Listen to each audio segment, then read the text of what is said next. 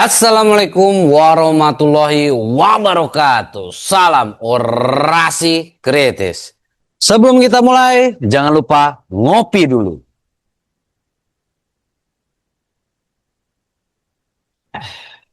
Mantap. Mari kita lanjutkan. Saudara-saudara sebangsa dan setanah air, hari ini kita tidak sedang membahas gosip biasa. Kita sedang berhadapan dengan sebuah pernyataan yang menyeret banyak nama besar. Ada nama Roy Suryo yang berbicara dengan penuh keyakinan.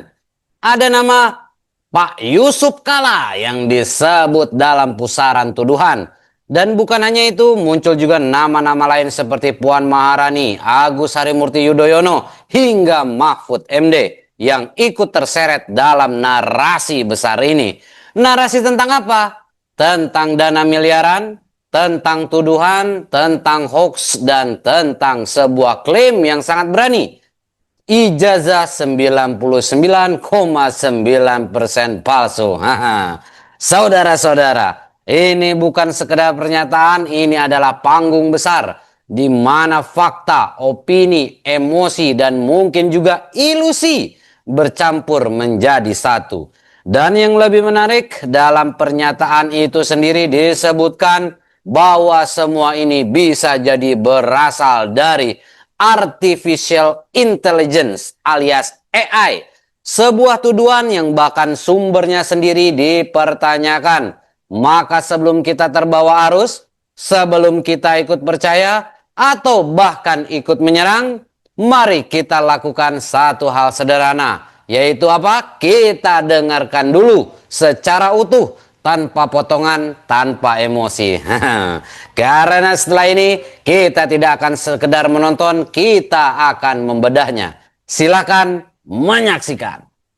11.000 triliun persen ya setuju atas pernyataan Pak JK atau Pak Yusuf Kalla yang tadi disampaikan di kediaman beliau di Brawijaya untuk melaporkan si Omon atas tuduhan bahwa Pak JK terlibat ataupun memberikan dana atau memberikan biaya miliaran rupiah ya terhadap kasus 99% ijazah palsu. Ya, kenapa ini saya sampaikan? Ya, karena ini tidak hanya rumor, tapi sudah menjadi berita.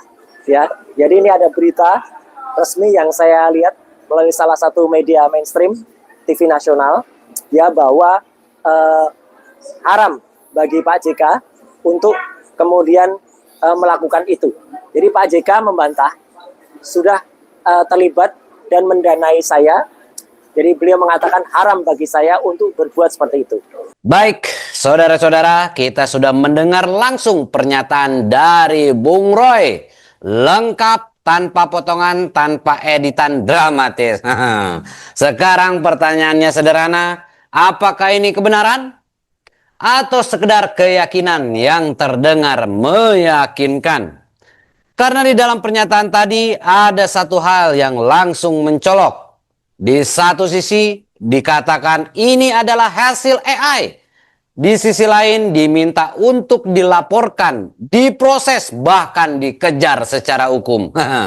Loh, kalau ini AI yang mau dipanggil ke kantor polisi siapa? Server. Atau kita mau kirim surat panggilan ke algoritma? Saudara-saudara, di titik inilah kita harus berhenti sejenak. Bukan untuk percaya, bukan untuk menolak, tapi untuk melakukan sesuatu yang lebih penting. Apa itu? Berpikir. Dan sekarang mari kita bedah satu persatu. Saudara-saudara, mari kita mulai dari fondasi paling dasar. Apa itu fondasinya? Yaitu logika. Karena tanpa logika, semua yang kita dengar tadi hanya akan jadi gema yang terdengar benar. Padahal belum tentu. Pertama, ada tuduhan besar bahwa ada aliran dana miliaran rupiah yang dikaitkan dengan Yusuf Kalla. Sebuah nama besar, mantan presiden, ya, tokoh nasional, figur publik yang tidak kecil dampaknya. Dan disinilah menariknya. Di saat tuduhan sebesar itu dilempar, di saat nama sebesar itu disebut, kita justru tidak diberikan satu hal yang paling penting, yaitu apa? Bukti. Oke? Saudara-saudara, dalam dunia nyata menyebut nama besar tanpa bukti itu bukan keberanian. Itu kecerobohan. Oke. Yang kedua, mari kita masuk ke klaim legendaris. Apa itu? Ijazah 99.9% palsu. 99,9% palsu. Saudara-saudara, ini angka yang luar biasa, bukan 60%, bukan 80%, tapi 99,9%. Ya, masih ada sisa 0,01 di situ.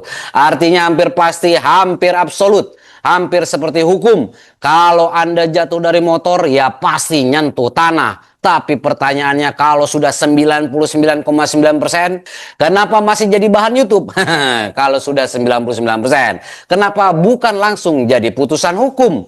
Atau jangan-jangan angka itu bukan hasil penelitian, tapi hasil kepercayaan diri.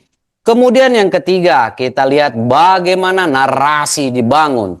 Ada kelompok yang disebut Ceboker Nusantara, cebok, kecoa, dan YouTuber kampungan. Ini saudara-saudara, ini bukan bahasa analisis, ini bahasa emosi. Dan biasanya ketika emosi mengambil alih, logika pelan-pelan keluar dari ruangan. Ini bukan lagi debat, ini sudah masuk ke level siapa yang paling keras, dia yang paling terdengar benar. Oke. Kemudian poin yang keempat, ada tuduhan lanjutan. Ada yang dibayar, ada yang dipindahkan ke Jakarta, ada yang difasilitasi. Menarik, sangat menarik. Tapi sekali lagi kita kembali ke pertanyaan klasik, mana buktinya? Karena tanpa bukti tuduhan itu seperti janji politik. Kedengarannya meyakinkan, tapi kita semua tahu belum tentu ada realisasinya. Poin kelima, sekarang kita masuk ke bagian paling membingungkan. Di satu sisi dikatakan itu karya AI, di sisi lain harus dilaporkan, harus dikejar. Saudara-saudara, ini seperti mengatakan itu bukan manusia, tapi tetap minta manusia dihukum. Lalu kita harus bagaimana? Menangkap laptop, menginterogasi kabelan, atau mungkin menyuruh AI jadi saksi di pengadilan. Ini bukan sekedar kontradiksi, ini komedi yang tidak disengaja.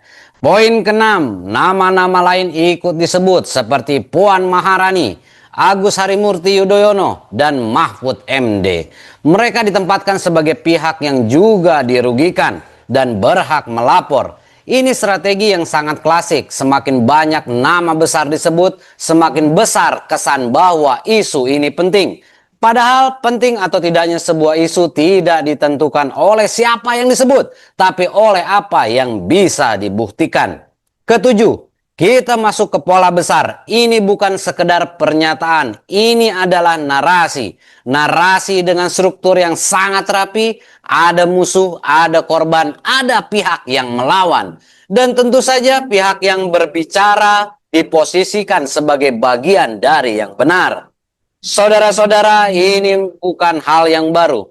Ini formula lama, dan yang menarik, formula ini selalu berhasil kalau penontonnya tidak bertanya. Oke, sekarang pertanyaan terakhir.